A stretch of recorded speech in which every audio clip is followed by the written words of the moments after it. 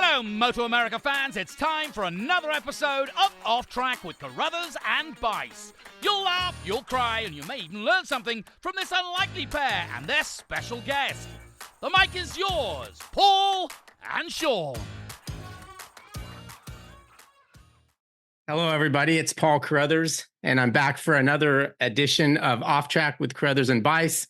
I'm joined by my partner, Sean Bice, and our special guest today, Peter Hickman, who actually, I think, puts the man in Isle of Man TT, right? Yeah.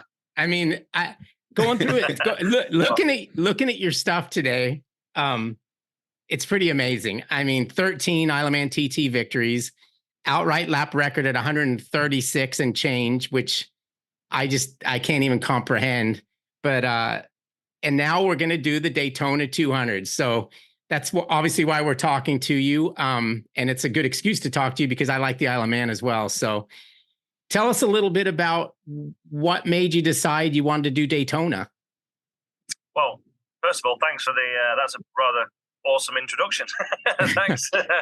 It's Daytona is something that I've wanted to do for quite a while, actually. It's been a big bucket list thing that I wanted to do, something I want to tick off. And the opportunity finally came around. It's actually been pretty much 3 years in the making, this. It's something I've tried to do in the last couple of years, and it's always not quite happened for one reason or another.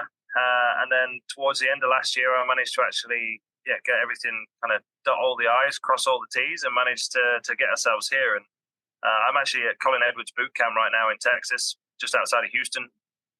So I got here yesterday, doing a bit of flat tracking, which I always do with Colin, the racer camp here in February, which coincidentally coincides with the Daytona 200 a week before. So ideal, really, for me, to be quite honest. So hopefully I'll be at least somewhere near on the time zone, ready for when we get to Daytona. But I'm really looking forward to it. The 200 circuit looks unbelievable.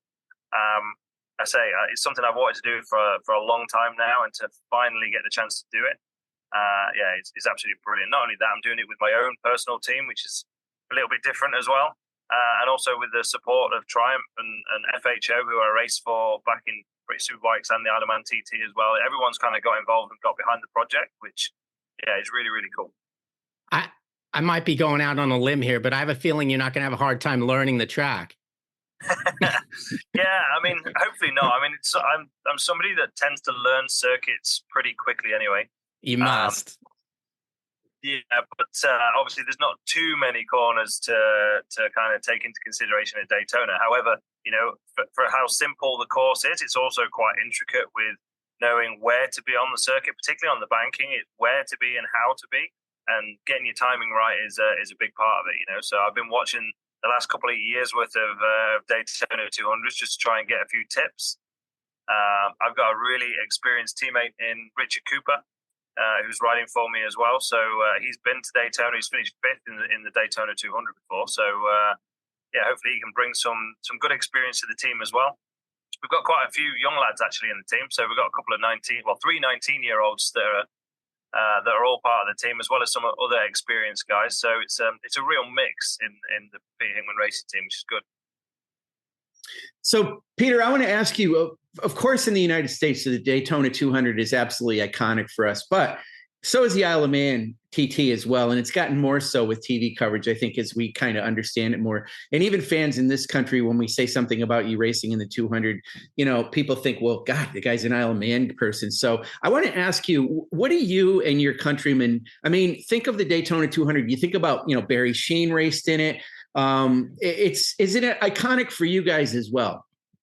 Absolutely is, yeah. And I think there has definitely been a bit of a downturn in the Daytona 200 recently, or in a good few years ago. But actually, in recent years, it's really ramping up again. And the fact MotoAmerica is now involved with it and running the event, I think it's just getting bigger and bigger. And I think just look at the entry list this year. I think 67 riders is it from 13 different countries, so a really big international showing. Quite a few Brits here, which is always brilliant. It's actually going to be my first time I've ever raced in America, so that would be my first ever race in America. But hopefully we can get the Daytona 200 back to its glory days like it used to be. I always kind of remember it with the Scott Russell days, right? Which is something It's just that's why I'm so excited to be here, and I'm really looking forward to it. I can't wait to get out on the bike. You know, the Daytona 200 has always been for us, besides being iconic, it's always sort of an asterisk race. It's a different race. So much, you know, it used to be on the calendar for AMA and MotoAmerica. We have it a little separate. I mean, we have it as a race, but it doesn't count in points towards Supersport. So we've always considered it this sort of separate thing. Your career has been really interesting in that you've done British Superbike and World Superbike, but you've also done a lot of these things like the Isle of Man. You've done Macau GP. You've done the Ulster GP. What is it about these other kinds of races that attract you so much? Yeah, it's a good question, actually, to be quite honest. Do you know what? I just like racing bikes. I don't really care where I race. I just like racing. I think when you can do something that's a little bit special, and I class Daytona 200 as being something special, it's like you said, it's a one-off. It's something separate to everything else. I quite like events like that because I think you only get one shot a year at it. It's not somewhere you can just come and test at or practice at. You know, it's same as the TT. We get one shot a year. You got them 2 weeks. You got a week of practice, week of racing, and then that's it. For another 50 weeks, you got to wait again. So any kind of racing like that, I find really interesting, and it's something that I always look forward to if I get that chance. One thing in looking at your past, especially with the Isle of Man, it's like my dad raced there. He won twice, right? So I'm very familiar with the Isle of Man, but the fact that you did 129 miles an hour in your first season, because he's always told me, he's like, oh, it takes 2 years of racing as many classes as you can before you can even think about just, you know, you don't go necessarily 100%, but, you know, in that 90s range. How were you able to do that so quickly? Did you spend a lot of time there before the race or not? Yeah, I spent quite a bit of time. Like I said earlier, I'm always somebody that picks up circuits really quite easily for some reason, and not just circuits. Even if I drove somewhere to like a friend's house for the first time, once I've driven it once, I kind of know it, which is quite interesting. I don't know why that is. Maybe I have a bit of a photographic brain or something. I don't know, but I tend not to struggle to learn something. But with the TT, obviously, we're talking 260 plus corners, nearly 38 miles round. There's a lot to take in. So the year that I decided I was going to race, between the start of the year, so the 1st of January and the end of April, I went, 7 times, I think, to the Isle of Man, 2 days at a time, always 2 days at a time, hired a car and just drove round and round. I did like 5 laps a day. It doesn't sound like a lot, but it takes an hour in a car to do 1 lap. So we're talking 5 hours every day of just going round and round and round. And some people do it in sections, but for me, I always did it as a full lap. So I always think that that's how I'm going to ride it. So rather than doing a section, turning around and going back, I just did full laps all the time. And a lot of the time, I just had the radio on or had my music on. I was just driving normally. I wanted the circuit to feel like the drive to work that I used to do every day. You know, when I left school and I went to work, I had probably a 3 or 4 mile run to work. And like even now, I never tried to learn that road, but I know it absolutely like the back of my hand because I used to drive it every day, and that's how I wanted the Isle of Man to feel to me. So that's why I did so many laps. So I did at least 70 laps going round and around the Isle of Man. So a good 70 hours worth of driving around the place before I ever rode it on. Wow, that's crazy. You know, you and Paul have something in common, Peter, because your dad raced in, well, it was the Manx GP. I mean, it was the Isle of Man as well, like Kel did. So, by the way, so you guys both have that in common. By the way, is he big Hickey and are you little Hickey? Yeah, basically, yeah. Okay. although actually he's a lot smaller than me now. I mean, I'm 6'2", so. Yeah, so I'm more of the big Hickey. He's more of the small Hickey now. That's funny.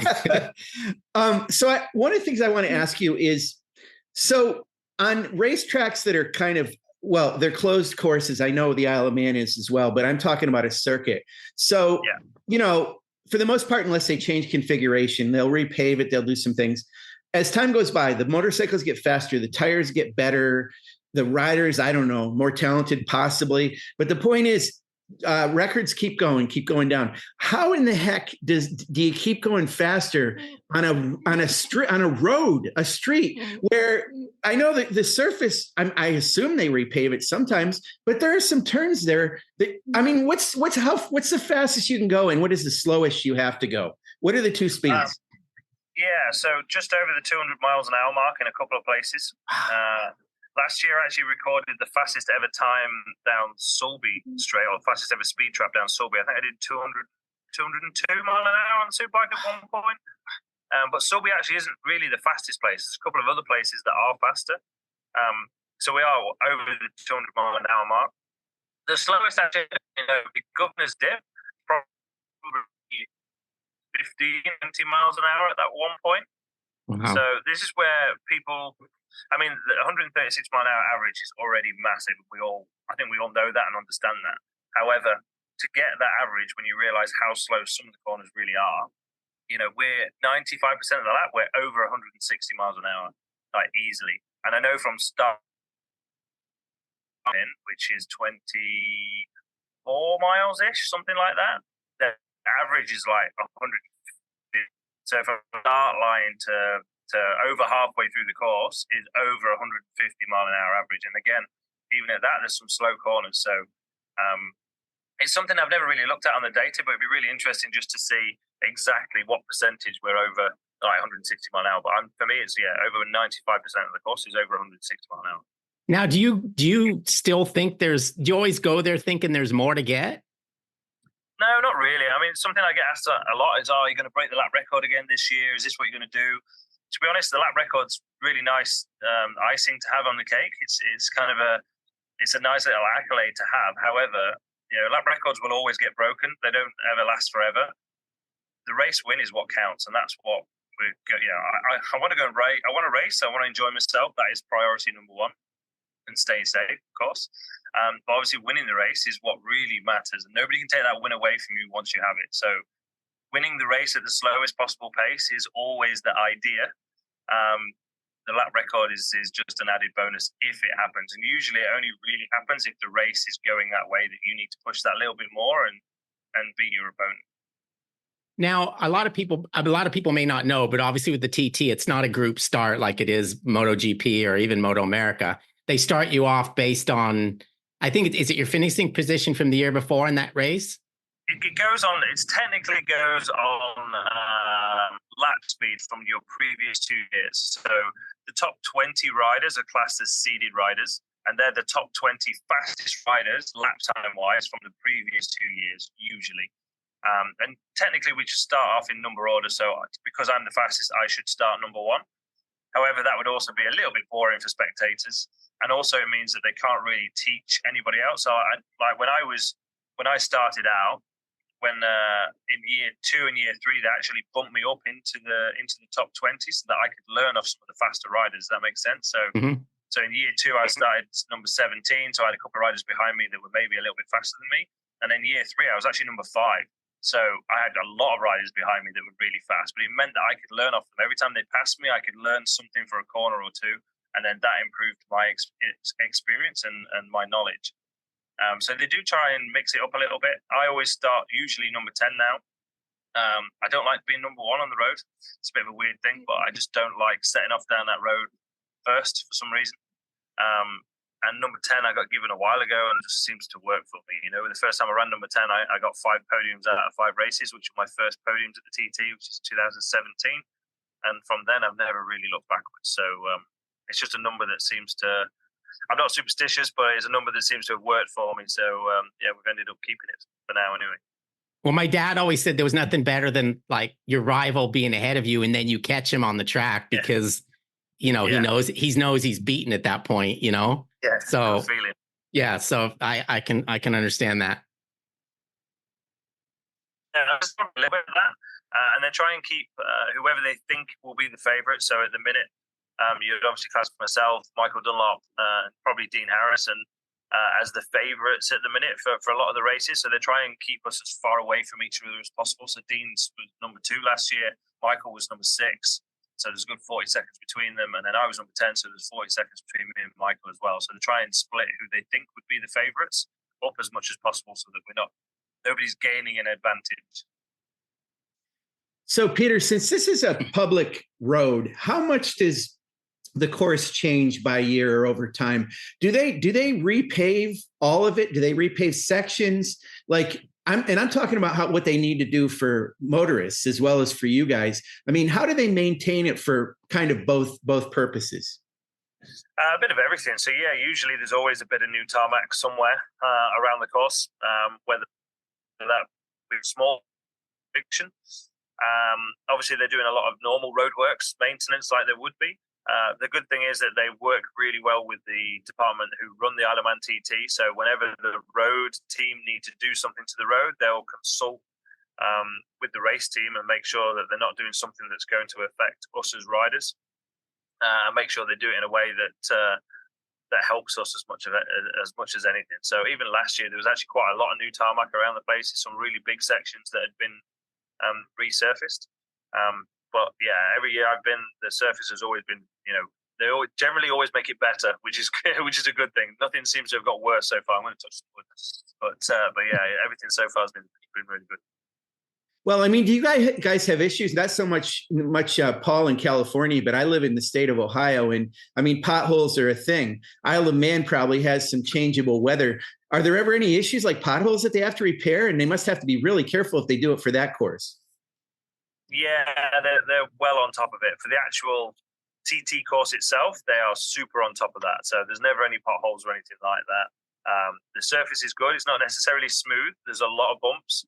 It is just a road at the end of the day, but they make sure they maintain it as to a higher standard than normal. If you go off the TT course onto maybe some of the other Manx roads, they're probably not anywhere near as good, and they have got all the potholes and all the rest of it, like the rest of the UK, to be honest. But yeah, the actual race course itself, they keep well on top of. Okay, that's something I wanted to ask you. Sorry, Paul, I wanted to bring this up. Whenever we go to Laguna Seca, I always say, have you ever been to Laguna Seca, Peter? Not yet. Okay, so whenever you go to Laguna Seca, the road that goes up to the course, the racetrack, is really curvy, a little scary, but it's like better than a lot of roads I've ever been on. I've always thought it'd be cool to ride a motorcycle up and down there. So this kind of tells me that driving a car as a regular, a motorist on this road is probably better than most roads you'd be on anyway, because they use it for the race course. Is that correct? Yeah, basically, yeah. Okay. And there's no restriction if you go there when the TT's not going on, you can just drive it like a normal person? Yeah. Even at TT, there's no restriction. You can do the whole course. The difference with the Isle of Man is anywhere that's outside of a village, the national speed limit is whatever you want it to be. So there is no speed limits on the Isle of Man outside of villages. So if you go into a village, yes, it will be 30 or maybe a 40 or something like that miles an hour. But in between the villages and on the actual mountain section where there are no houses or anything, there are no speed limits. You can go as fast as you want on any day. That's just a normal thing. And for the actual Isle of Man 2 weeks, the whole festival, the 2 weeks, the mountain road course, so the bit that joins Ramsey and Douglas, they actually make it all one way for them 2 weeks as well. So you can't go backwards on the course at that point. So it literally is the same as what we race on. And you can go and ride it as a road rider or a car. There's buses, there's vans, there's people going on their daily commute to work. And then you've got people on bikes doing 190 mile an hour going past them. So you can pass the cops. You can do, it doesn't really matter. You can go as fast as you want. Wow. Okay, back to Daytona. I'm curious about this. Are you bringing a whole crew, or are you using people that are already here? Or what kind of, how many of you are traveling over here for this? Quite a few. So in total in the team, there are 12 of us. So 2 riders, 10 staff. I've also got Faye Ho's coming over as well. So FHO, who I ride for in Brit Superbikes and also the Isle of Man TT. She's sponsoring or helping sponsor this event for me as well, personally. So she's going to come over. And I have a couple of friends already over here that are definitely also going to get involved. So, we have quite a big crew for a 2-rider team. It was interesting. As soon as it all kind of got announced, I got a lot more friends that suddenly wanted to come. Well, that's always good. That is good. So as far as the motorcycle goes, is this a motorcycle that you race in the TT as well? Yeah, actually, the bike that I'm riding and the one that Richard Cooper's riding, we've have both ridden around the Isle of Man TT, then bikes. Richard doesn't do the Isle of Man TT. He does do the Northwest 200, so he's done some road racing. But he's not done the Isle of Man. But the actual bikes that we're on have both raced at the Isle of Man. So they're two 2022 spec Triumph Street Triple 765 RSs. So it's the bike that I did the 130 mile an hour lap on last year in the Supersport race at the TT. Wow. Okay, so remind me again, and for people who don't know, the pit stops at the Isle of Man, I can't remember. Are they timed? So you have to you have to spend a certain amount of time in the pit, right? So it's not. No. Oh, no, okay. No, it's as fast as you can do it. Okay, cool. So is that fuel and tires? So in the Supersport class, actually, we don't change wheels. We just put fuel in it.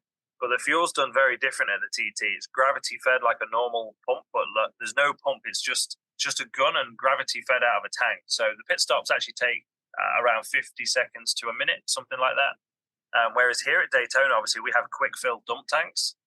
So I've actually had to get all my tanks modified, which is something new for me as well. And I had to get a proper dump tank and stuff so we can actually fill the tanks quick.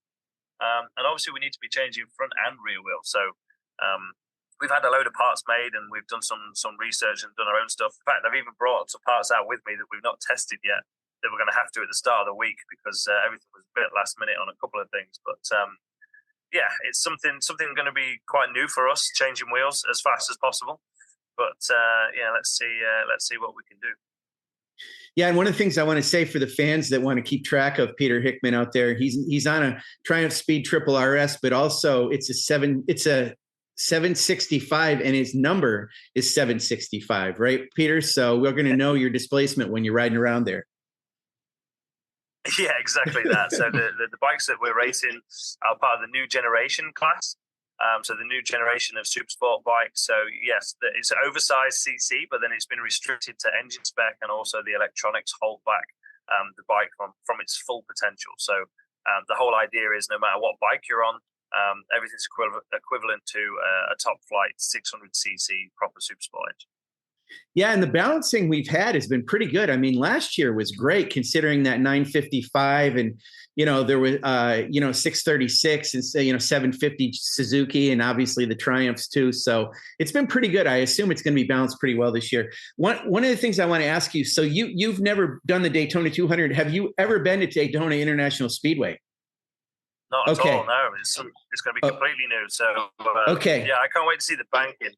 Right. I want to tell you cool. something. I want you to promise me you do this, not only when you come in through the tunnel and just see that amazing banking, because you've done some crazy things in your time, but you've obviously never ridden on banking like that. You got to go over when you get a chance and walk up from the bottom apron of that track to the top. It's like climbing a stairs with no steps in it. I mean, you can do it. It's not hard. You're in better shape than me, so you could do it. But my point is, it's actually, you get a sense of how steep it is just by doing that. And that's going to be quite an experience for you, I'm sure. Yeah, absolutely. That my dad actually has been here. He didn't race, but he was here in the 80s, and he said exactly the same thing to me. He was like, "You're not going to believe just how steep the banking actually is." And he said the same thing. He was like, "You need to go and try and walk up it because it's just unreal." Now, looking at you and your teammate, it's like big and not so big, right? Yeah. Big and definitely not big. Yeah, there you go. So there's obviously not too many setup things that you guys can copy. Not so much, but I mean, Rich has already ridden the bike for me in a few places. So he did a wild card last year in the British Supersport Championship at Cadwell Park on the same bike. We did like 1 day track day test before the event, and then he went straight into it, pretty much in the deep end, really, just past the midpoint in the Supersport season. And managed to get a second place podium in the second race of the weekend. So he actually knows the bike quite well already, and he does quite a lot of testing for Triumph. That's actually his job. He does bike testing. So he understands the bike really well. And we have been out in Spain testing a little bit as well. Slightly different spec actually to what we're going to be racing at Daytona. But he knows the bike really well inside out. So and we're going to look at trying work together as a team as much as possible. I mean, like you say, obviously I'm 6'2". Richard's I don't know, 4'10" or something. He's in the room actually. That's why. Oh, he's there. Yeah. How tall are you, Richard? He's 5'5". I reckon he's 5'5" with heels on anyway. So. I can say this because I'm also small, but you could have asked him how short he is. You could have done that. Actually, I was much more polite than that. You see, well. It's I've got to admit, actually, after I wrote the press release that you guys sent in and I headlined it, TT winner coming, blah, blah, blah. And somebody got hold of me and said, hey, you're missing the boat here with this Cooper guy, because he's got a really good chance of winning that motorcycle race. And honestly, I didn't know at that point, but he's somebody that definitely we have to keep our eye on. Oh, 100%. Yeah. I mean, just have a look back at his career and what he's ridden and what he's won. 2-time Brit Superstock champion, is that right? So, yeah, 2-time 1000cc Superstock champion in Britain. Numerous race wins, including Brit Superbike race wins as well. Won at the Northwest 200. Yeah, he's been here, there, and everywhere. He's been riding a lot longer than me. He's way older than I am. I've got a silly question for you, but I know the room you're in right now at Colin's place. Does he still have the small door and it says like Pedrosa's entrance or something? Yeah, we'll change it to Cooper's entrance. Okay. That's what I was going to suggest. Oh, that's terrible. That's terrible. Hey, Richard, I want to ask you, or Peter, I'm sorry, Richard's not on here. Coops is off to the side. Sorry, I got hung up. So, Peter, I want to ask you, the other thing you've competed in is the Macau GP, which is also another crazy race.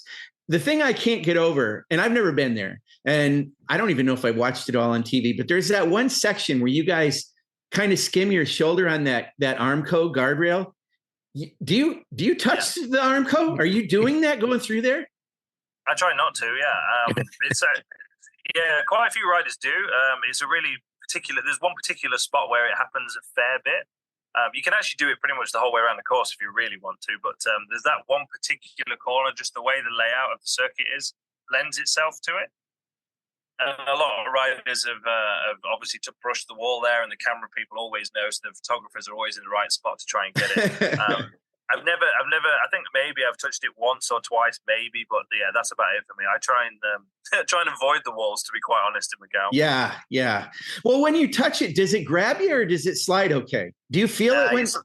Yeah, you can feel it, but you're only just kind of skimming it. But you're going that fast. Obviously, if you dug it in really hard, then yeah, maybe it would pull you back a little bit. But no, normally you just get a little skim across it. Okay. And then the other thing I want to ask you is, I would only ask you this during the off season, and I haven't really asked many riders this, but since you've done so many different kinds of racing and are going to be coming to Daytona, let's just talk about the Isle of Man when you're out there. You're out there a lot of time, but I know you're committed the whole time. So there's not a lot of time to think. But do you have a realization of your own mortality when you're out there? Do you think I'm doing a pretty damn dangerous thing right now? Or do you just put it out of your mind completely? I think it's out of your mind completely. I've explained it to other people in the past before as all of us riders know what we're getting into. We're not as much as we might be idiots, we're not idiots, if that makes sense. Yeah. You're really smart idiots. Yeah, really. Yeah, smart idiots. Yeah, exactly. I think we've all accepted what could happen before we set off. So because we've already accepted it, it's something that we don't need to think about. I don't know if that makes complete sense, but it kind of does to me. I think because we've already, we've just accepted that risk. So if we're okay with that acceptance, then it doesn't even enter your brain again. Yeah, I mean, it seems like that's a road racer's mentality, even for riders that race in closed courses or tracks. And I just wasn't sure. I mean, I figured that would be the case for you. You'd have to do it. But just you're involved in so many variable environments with what you're doing. And speaking of that, like with the Isle of Man, I imagine that they do a pretty good job of understanding about the weather. But have you ever been on the course and like it's perfectly fine in one section and all of a sudden it's raining like crazy in another section, or something else is going on? A little bit, not so much. I mean, we don't ride in the rain anymore at the Isle of Man TT. Mainly for the safety reason, to be quite honest, because it can be like half of the course will be wet and half of it will be dry. Dry tires obviously don't work in the rain, so you're looking at super dangerous super dangerous thing to do if you're riding on slicks on a wet part of the circuit, and then vice versa. If you put wets on in the dry parts of the circuit, the bikes are so fast the wets just wouldn't hold up. So since about 2011, 2012, they no longer race in the rain at the Isle of Man TT. I've been in races, however, that halfway through the race, there's been some sections where there's been a bit of water coming down, and then generally the race actually gets red flagged. If it gets too much, then if it actually starts to change the surface of the course over a bigger section, then they'll 100% red flag the race. Well, you think about the United Kingdom in general and how it has sort of this reputation for rainy weather. Yeah. I mean, they kind of feel that way with where I live too, cloudy and a lot of rain. But will they only, if there's any chance of rain, do they go at all? I mean, because sometimes it can rain when you're not even expecting it. So. Yeah, generally, I mean, they keep on top of it. Obviously, you can never fully predict the weather. But I mean, if they think there's going to be a really good chance it's going to rain, then yeah, they'll hold off and maybe just wait a little bit, or they'll do the opposite. They'll try and bring it forward if they have to, and try and get the race done slightly earlier, or whatever they think is the right call, or they'll reduce the race by a lap if they think that that's what they need to do to make sure the race actually finishes. The Isle of Man organisation and the ACU have done a really good job with that. Since I've been going 2014, so this is 10 years for me now. Although I've not obviously missed a couple of years because of the pandemic and stuff. They've been super on it with communication to all the teams, with riders and spectators and all the rest of it. So and so far they've been bang on with every decision they've ever made when it's come down to weather. All right, Sean, you got much else? Yeah, I want to ask one question about last year. He's always Peter. got more. I do. I got way more. But listen, Hickey, I'll ask you and Coops some questions when I get there. So, but I want to ask you this. No worries. I want to ask you this. I'm quite fond of MotoAmerica's Twins Cup Championship. I really like those middleweight twin cylinder bikes. And last year, you raced in a Super Twins class on a Yamaha. Was it an R7? Yes, that's right. Yeah. Okay, and you went pretty fast on that thing. How do you like riding twins bikes? Yeah, it's actually quite difficult for me. Again, I'm one of the bigger riders, so power to weight makes a massive difference. And I'm like, even against Coops, I think I'm nearly not far off 30 kilos heavier than he is. So it's like you're talking probably about 15 more when you look at it that way, particularly on the small bike. So. The actual R7 worked really well. It was brand new when I took it to the Northwest. I'd never even sat on it before. When I went to the Northwest on it, we had pretty much a standard engine when we went there as well. And then by the time we got to the TT, we had a tuned engine. We had loads of problems with it, with an electronic issue, which was actually nothing to do with us. But anyway, it was just one of them things. We eventually found it and managed to race it and finished fourth in the first race on it. I actually only did one complete lap before the race. And that was the morning of that race. We managed to finally get a lap on it. Without any problems. And the organisers normally have to do 2 laps to qualify a bike. But obviously with my experience, background, and the fact I did a pretty fast lap, even though it was only 1 lap, it was already fast enough. They gave us some dispensation to actually start the race, and I ended up 4th in the first race, which was a little bit of a surprise, to be quite honest. We were not expecting it. The handling of the R7 is actually really, really good. We had lack of development really on engines and speed, and the bike was already it was 9 kilos over the weight the bike was. So not only am I heavy, the bike was actually really heavy as well. Wow. So yeah, we were at quite a disadvantage, to be quite honest. And then in the second race, it was a real war of attrition, and the 3 bikes that managed to beat me in the first race all broke down either on lap 1 or lap 2, and I ended up winning the race on the final lap, and brought it back home in the P1 position, which was was really, really cool. That's great. All right, one more from me, Paul. So I wanted to mention, so in this 200, obviously your size is, you're going to be joined by 6'4" Corey Alexander. I think Jake Lewis is about that tall, and Hayden Gillam's a big boy too. So you guys are all going to be trying to crawl under that paint going around that banking. But I want to ask you one other question. This is kind of off the cuff a little bit. So you've raced leader bikes a lot on a lot of different courses. And now we have this Super Sport Next Generation. I want to ask you what your thoughts are about the future, because we're hearing some things about, we've heard possibly the R1 isn't going to be around after a couple of years. I wonder if leader bikes are going to go by the wayside. I mean, there was a time when a super bike was a 750 or thereabouts. Do you think that the Super Sport Next Generation bikes will become super bikes and we won't have 1,000cc bikes anymore? I mean, I don't really know the answers to that question, to be quite honest. I guess it's going to be down to the manufacturers at the end of the day, isn't it? Yes. It's down to the manufacturers, but it's only really down to the manufacturers because of consumers. If consumers are still buying the bikes, they'll keep making them. The less that people buy big 1,000cc sports bikes, and the less likely they are to get made. Obviously, there's been a downturn a lot of the time in that, but I know from a BMW point of view, because obviously I'm also a BMW rider, or primarily a BMW rider, really.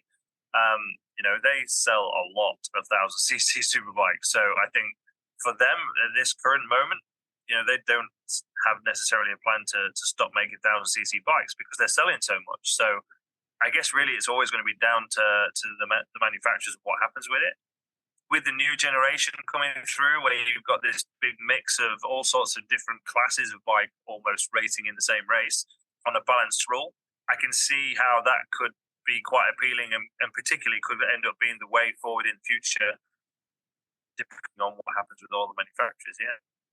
Yeah, I mean, you're definitely right. Of course, at BMW, also that Panigale V4R seems to be selling pretty well too. So that makes sense. I don't think that we can ring the death knell yet for leader bikes, but and plus, I think it's safe to say it almost doesn't matter to you, right? Because Hickey, you will race anything, won't you?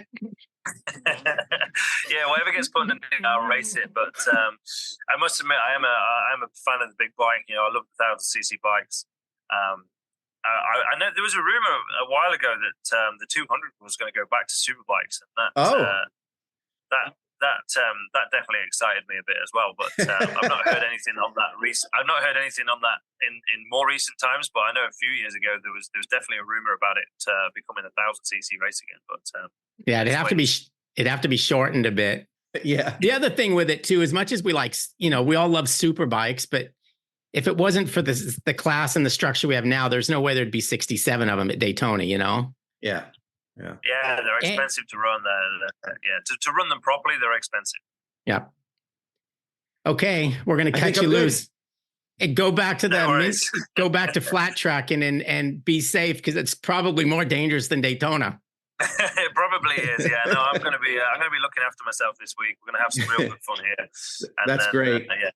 Daytona on Sunday, so can't wait. And say hello to the boys down there, Colin, and those guys. Say hi for us. I've been to that camp one time, but it's been a few years, so have fun. Cool place. Thanks, guys. All right, see ya. Yeah.